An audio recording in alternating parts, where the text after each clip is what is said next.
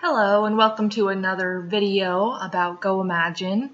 My name is Randy and I have been selling on Goimagine and Etsy, and this video is for people who either sell on both platforms or who used to sell on a platform like Etsy or Amazon Handmade, and now they are switching over to Goimagine, or they are adding Goimagine into their options for places to sell online, their handmade goods. So what I want to talk about today is these different platforms are not created equal. They're very different from one another. There are obviously a lot of similarities, but there are a lot of differences as well. And a lot of people who I speak to about this and who I see asking questions in Etsy groups and different places, they're asking questions with kind of the assumption that a lot of things are more similar than they are. And just without the knowledge of the differences, really. So what I wanted to show today was just a quick demonstration about search terms on the different platforms between Goimagine and Etsy, and kind of what results will pop up. So I picked a fairly broad search term here, cat memorial. When I put cat memorial into Goimagine, I get 45 results. Not a ton of results there. When I go to Etsy and I type in cat memorial, I get 102,000 results. So it's a pretty big difference. When you look here on Etsy, the first group is ads. A lot of these are definitely correct as far as being something for cat memorial. There are some things that don't necessarily go directly with that, like there's something with a dog up here, personalized pet memorial frame, but I'm assuming a cat is an option.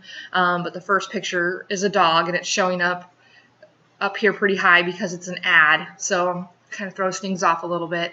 But a lot of these things are specifically for cat memorial. Something if your cat passes away, something that you would want to buy for yourself, or that you would want to buy for a loved one who had their cat pass away recently. Same thing with here on Goimagine. However, there's only 45 results, and within that you see a lot more stuff that kind of shows a dog. But then we also have little cat figurines, cat earrings. It starts to get a little bit farther away from what you would consider traditional, these bows. Not really necessarily a cat memorial item. So it gets a little out there. My question is, are there a lot more items in Goimagine that probably fit this cat memorial keyword, but that the person who is selling doesn't realize that their item is not showing up as cat memorial? So it's one of those things you don't necessarily think of that right away. I make cat magnets and ornaments. This first listing right here is mine. This listing down here is mine. One thing that I'm thinking when I see this, the first thought that I have is, oh no, these things are kind of cut off, and I need to work on this, because if somebody comes here and searches cat memorial, I really want them to find something that looks good right off the bat, something that they're really going to want to click on. That's an issue. Going over to eRank and looking at how often cat memorial is searched in Etsy, cat memorial is searched an average of 1,642 times per month. We can't find out how many times this is searched in Goimagine. We don't have the tools to find that information, but we can guess that things that are searched a lot on Etsy are things that are also searched frequently on Goimagine. Of course, Goimagine doesn't have the traffic that Etsy has, so there's no way we would think that this number would be right, but it could definitely be 164 times it's searched a month in Goimagine, or maybe it's only 100 times, or maybe it's 50 times, but it's still not zero. There's people who are searching for this. This is an item that people are looking for. Basically, my main point of making this video is just to let you know that there is a lot of opportunity within Goimagine to make sure that your keywords are optimized. One thing that they have mentioned multiple times with Goimagine is to keep your title short. A lot of items that are found and purchased on Goimagine are originally found on an ad or on Google search or something like that, and all of those places prefer shorter to the point titles instead of those long drawn out titles that a lot of people do on Etsy to try to keyword stuff as many keywords as possible. And then we have a section for our keywords, and we have 30 words maximum, so we have to use those wisely. But if I go into one of these and check my keywords and I have cat magnet, cat decor, and I keep something cat home decor, if I keep repeating the same words over and over again, maybe I have calico cat something something, you know, and I'm just going kind of on and on with repeating the word cat a whole bunch, I'm wasting some of those 30 words where I can try to get more in. The easiest way for you to really check on your own listings and make sure that you're doing the right thing is search for the things that you really want to be found for. If you really feel strongly that your item is a cat memorial gift, you really want to make sure you double check and search and see where it shows up. And the higher it shows up, of course, the better. If you find that it's not showing up, then you need to look at your keywords, you need to look at your title and adjust things a little bit. If it's showing up really low on the list, it's the same thing. In my opinion, the number one most important thing about your products, assuming that you have a decent product with a decent photo, is that you are found. If nobody sees your product, nobody can buy it. So that's the number one thing that you need to think about as being found.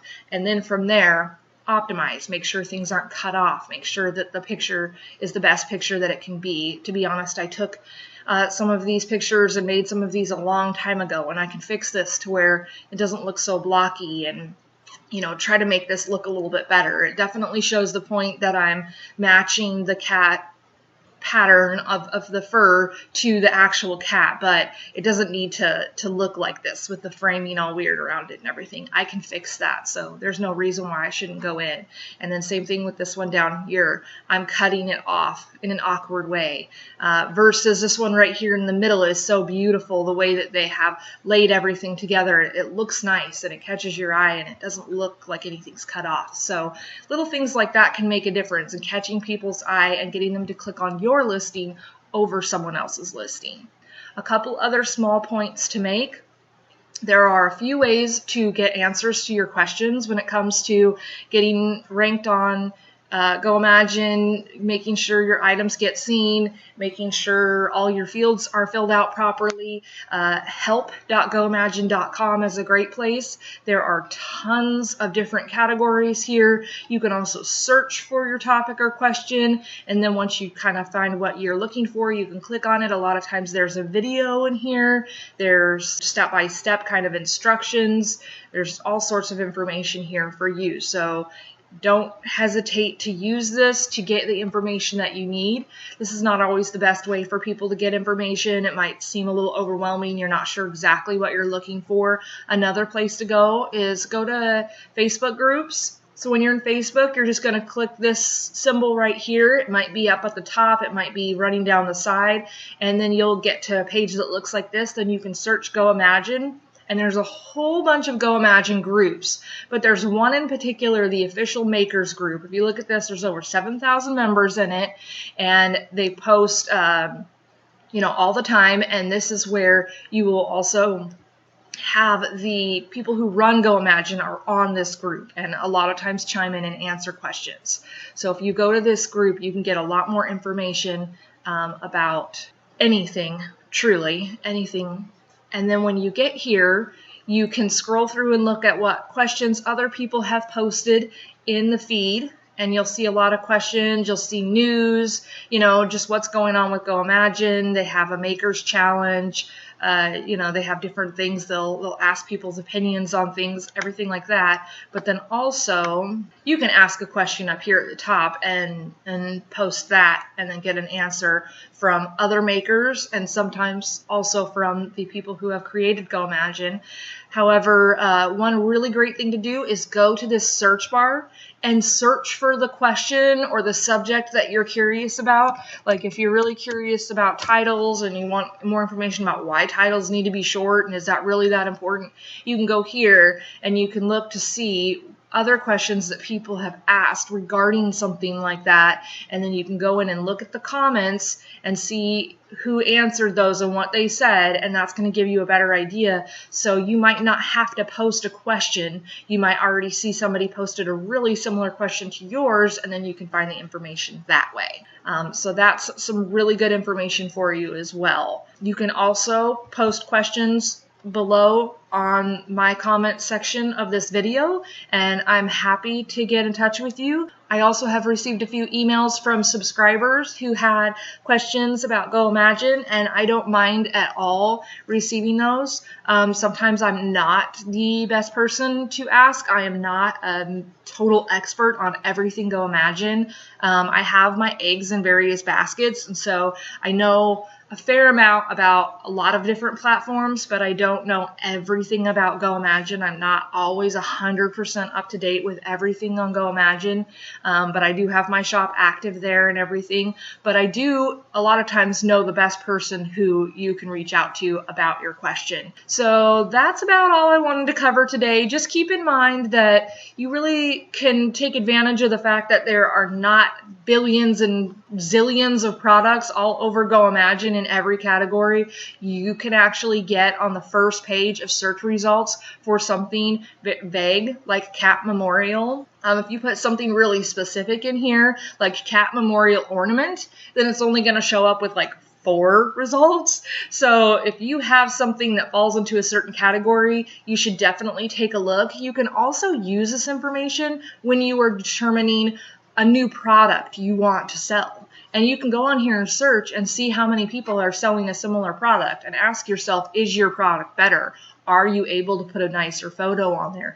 Are you able to really compete with what's on there now?